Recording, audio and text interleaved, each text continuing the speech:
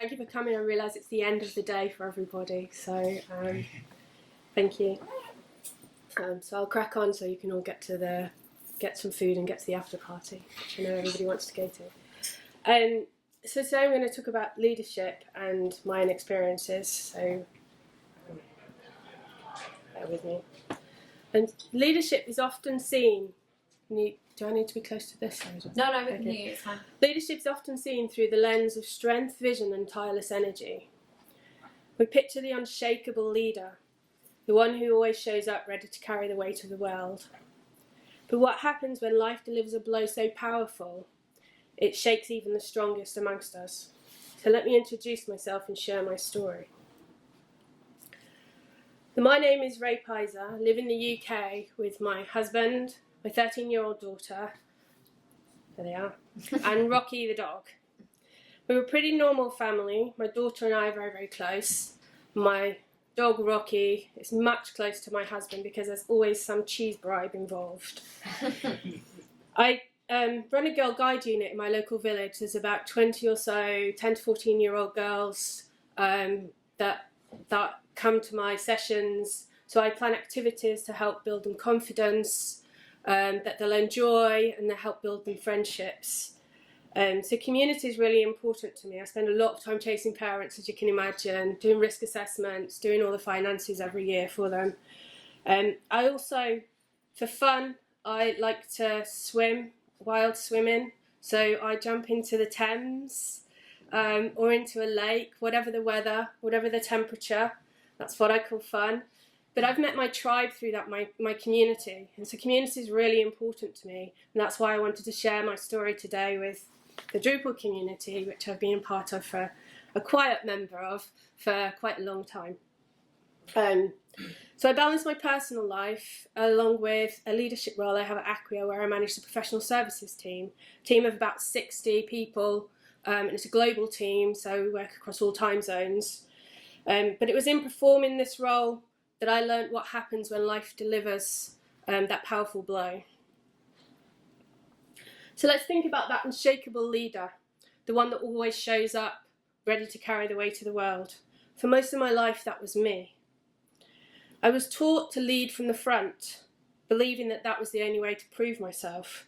I had a simple mantra throughout my career, which was don't show any weaknesses, don't ask any questions, figure things out.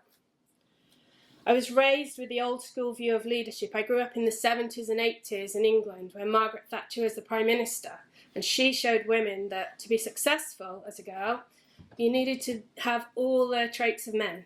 You needed to be strong, you needed to be determined, you needed to be focused and unflappable. And so that was my mission too. So I was what we called back then a tomboy. I was competing with my male peers. I was determined to be every bit as good as they were, whether that was playing football in the street, whether that was playing cricket on the field, or whether that was in the maths classroom. That was me. I was determined to be every good as the next guy. And also back then, showing emotion was a weakness, or was seen as a weakness, or that's how I was grown up to believe in it. So that's something we were taught, just get over it, get on with it, go and do it. And so it's not something that was natural to me. So it was really important for me. So, the model I took on was to be strong and in control and don't show any weaknesses, don't talk about emotions. So it's a very male-dominated world. As you can see, I'm at DrupalCon. I decided to go into a career that was also quite male-dominated. And so I took that model on as what that meant to be a leader for me was actually to be that unshakable leader. However, last October, so 1 year ago, this completely changed for me. And I'll tell you about my story. But out of the blue, I was diagnosed with breast cancer. So I was approaching my 50th birthday. And I had really good celebratory plans, as you do when you turn 50. I was really looking forward to it. And I'd never actually felt stronger, happier, or healthier in any part of my life. I really hadn't. I was really happy. I'd had a really wonderful summer. We'd been on holiday. I'd had friends over from Germany, and we'd gone to Cornwall. We'd had a wonderful time. I'd been to DrupalCon Portland. It was my second DrupalCon. It was super cool, exciting to go there. And I'd also taken the Girl Guides, which I mentioned earlier, on a traitor-themed camp. And they really loved it. It was really fun putting it together. And so we were away for 5 days. And I'd done a lot of wild swimming, obviously. So I'd been in the sea, I'd been in the lakes, done a bit of paddleboarding as well, but I'd done a medal event. So I was feeling super, super happy, really positive. And then I got a letter inviting me for my first ever mammogram, which is kind of a rite of passage when you're turning 50 in the UK. Everybody gets asked. So it was nothing, just nothing. But for me, actually, it didn't kind of go that way. And I was really shocked to hear that although I was diagnosed with breast cancer that same very day, in the UK and Europe, over 1,000 women were also diagnosed. I think the figure's around about 1,100 or something every single day were diagnosed with breast cancer, and that's huge. I'd never really given it a thought before then. So my whole life was about to change. So I had that diagnosis. I remember being in the room, and I was really scared. Sorry if I just take a minute. But I was also really confused. Like, the doctor was talking, there was all these words being thrown at me. Some of you can see here, some of you may know what some of these are, some of them maybe are new to you too. And it was all of a jumble, and the doctor was trying to just explain the next steps to me. And I just couldn't follow it. She tried to write it out for me, and I just couldn't. I actually relied on my husband to take me through that. That's not something that happens in our house at all. It's always me. So here was I, like a leader, a strong, solid program management background, very used to making really quick decisions, very used to setting out steps of what we're going to do next and delivering that message to teams. And I couldn't even keep it together what was going on with me. So it was really quite a scary moment. And what I want to say is, like, obviously this is all about me and my journey with cancer, but there's so many adversities that people face in their lives that also have the same feelings, that, you know, you've got this fear of unknown. And it could be something as simple as, everyone's talking about AI at the moment, right? Just keeping on top of Dries mentioned in the Dries note about the AI you see today will be the worst AI around. So how do we all stay on top of that? And there's a fear there with everybody, particularly, you know, I've just mentioned my age, when you get a little bit older as well, how do you stay on top of that? So there is a fear with lots of people of, like, facing the unknown. So when I was first diagnosed, so I still had that old voice in my head telling me to be strong and in control. My team were looking for me for direction. My family certainly relied upon me every day. And my customers, whether they were internal customers or external customers, expected me to be able to sit down and problem solve with them and make them successful. I had to make a choice about how to manage my professional life whilst facing something so personal. Bear in mind, I don't show emotions, I don't share, I'm not open. So it was quite difficult, and I really had to think about it. And the journey is really, I'm just going to say, the journey is really different for everybody. Like, you know, cancer, like other things, affects different people differently. So, my cancer journey, my treatment will be very different to somebody else's treatment. How those treatments affect my body will be different to how they might affect somebody else's body. And the actual, you know, diagnosis will be different to start with as well. So for me, it was really important that I continued to work, which sounds crazy. I know a lot of people that I've met through this have had, you know, 6-8 months off or what have you. But I needed to feel normal. I needed normality. I was used to being that strong person, and I needed to feel like I was still that person. But I really wasn't sure when I would be available, when I wouldn't be available. I mentioned about working across time zones. I didn't know when I'd be really tired, when I might feel sick. I was about to go through chemotherapy, radiotherapy, various treatments. So it made it really difficult to manage my expectations for my team and for my customers. So the first round of chemo I had left me with shaking hands for days. Another time, it was different each time. Like, another round left me with a tingling in my hands and feet, so they were like almost completely numb. Like, walking felt really strange. And another one gave me a strong metallic taste in my mouth. So everything, all my favourite foods no longer tasted quite as nice. Like, everything tasted really weird. And all throughout, there were moments where making simple decisions was really hard. Everything was just so jumbled. My daughter's activity schedule became really hard to manage, managing school communications, I know some of you may have kids, it's tough at the best of times, right? But when you've got a jumbled head, it's really hard.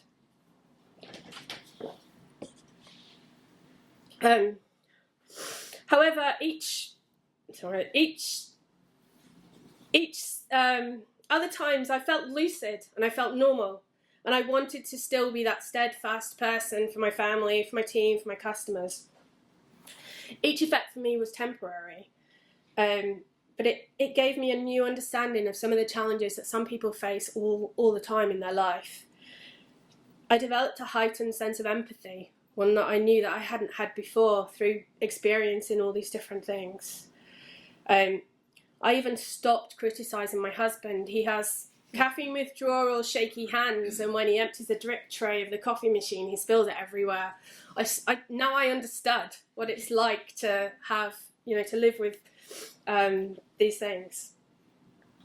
But I found myself in a strange emotional limbo. Sometimes I would be upset for no reason at all. I remember having a Zoom call with one of my team members and being in tears. No idea why I was in tears at all. Sometimes I would have nosebleeds out of the blue. Lots of times I had nosebleeds out of the blue. Sometimes I still get them. I'd show up to calls completely bald after chemo. That was really hard. I felt like I had to explain why I was bald to anyone that I spoke to on a call. But I didn't want their pity. I didn't want to feel like they were pitying me. So I was really torn between needing to be open with people, but not wanting to be seen as weak. I don't know if any of you are familiar with this pit of despair, but this is kind of the journey I felt I was going through. But I knew I was resilient. I knew I was unlucky. Yet actually, I was the luckiest person alive. The cancer, when they found it, was 12 millimetres. Remember, I was just sent, it was my 50th birthday, it was, by chance. If it had been 1 centimetre or under, they wouldn't have seen it on the scan. By the time it was removed 3 weeks later in a lumpectomy, it doubled in size. It was in a location where I would never have spotted it. I had no symptoms, I've told you. I felt strong, healthy, happy, no symptoms whatsoever. So I was actually really felt like the luckiest person alive at this moment. And that's what helped frame my journey for me in terms of how I came out of that pit of despair. Often you have to feel down here in order to get up again with some level of momentum. And I think for me, that's what the catalyst was. So during all of this is when I learnt the first lesson that I want to share with you. And one that I hold true to now, but never realised until this, is true strength isn't about pushing through alone. I made the conscious decision to be transparent with my team and let them in. I told them where I was at, how I would be present, when I would be there, when I wouldn't be there. Obviously, I talked about time zones. That was very difficult for me to try and switch off. But what happened next was truly humbling. And it's probably the thing that made me upset more, in a nice way, than any other part of the journey, is I had really underestimated how much everybody wanted to help. People showed up at my doorstep with casseroles. Neighbours turned up with casseroles. I had gifts arriving to the house every day. One colleague of mine knitted this hat with removable pom-poms of different colours because she wasn't sure which colour I liked. She knitted that and some matching gloves, and she sent them all the way from Philadelphia to the UK. There was an outpouring of support, and I had no idea that these people cared so much. So by being vulnerable, I gave my team something powerful. I gave them the chance to show their empathy and feel like they were helping, and allowed them to support me. So my vulnerability, which I once viewed as a weakness, was actually the very catalyst that cultivated a stronger, more empathetic team. And it wasn't just a lesson at work. My diagnosis also made me rely more on my family. I talked about it a little bit. But my husband and daughter had to spend more time together, so they got to do some fun activities I could no longer participate in. And that made them grow together really strong. And so the very forces of mutual reliance and collaboration that were at work in Acquia with my team was actually working at home too. However, I did feel there were many moments where I felt that I was failing in my leadership role, in my role as at home too. But in technology, we talk a lot about failing fast and how it's important for innovation and progress. And I think sometimes we forget that it's okay to fail at home too in your personal life. So my diagnosis and the struggle that followed actually wasn't just a personal ordeal. It was actually a really good learning opportunity for me. So in my darkest moment, I learnt something at every single stage. And I remember conversing with my nurses that I saw every week about the new things that I'd learnt that week by what was happening to me. So it was my personal failure to be a mum, a colleague and a leader that actually taught me my greatest professional lessons. So my illness was the catalyst, but I do believe that the lessons I learnt are a toolkit you could use for any form of adversity, whether it's a health battle, a professional challenge, or simply the pressure of your day-to-day role. So here's what I learned I'd like to share. First, you must manage expectations, and this is key. Not just for your team and the people around you, but for yourself. So for me, I had to realise that I wasn't going to be on all of the time. So this, being able to communicate with my team openly about when I was going to be on and when I wasn't going to be around was the first step to a new kind of honesty between us.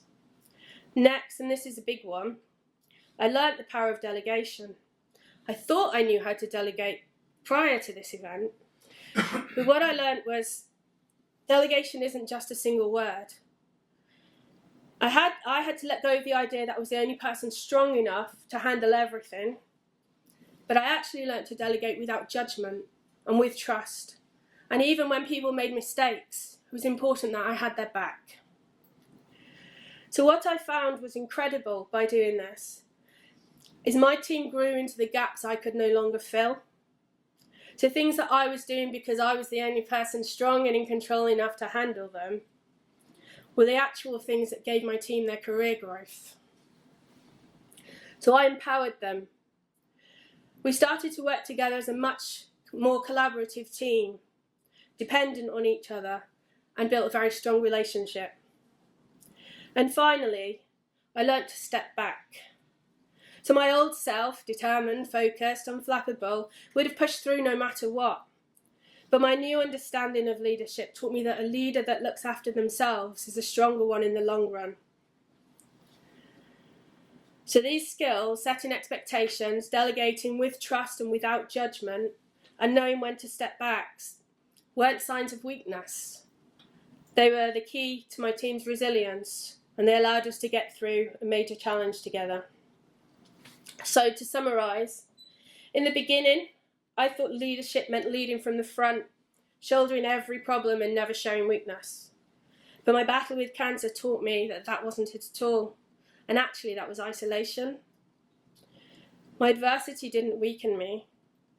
It forced me to redefine what strength really means. And I learnt that true strength is found in the courage to be vulnerable. It's in the humility to recognise that everybody wants to help. And it's in the empathy shared when you give your team the space to grow and to feel good supporting you. I no longer lead from the front. I lead from the side, I lead from behind, and from within the team. I learnt that leadership is not just about solving problems, but it's about behaviours. It's about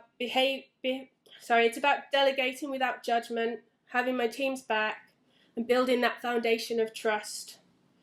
Because of this, my team became not just a group of individuals, but a single resilient unit.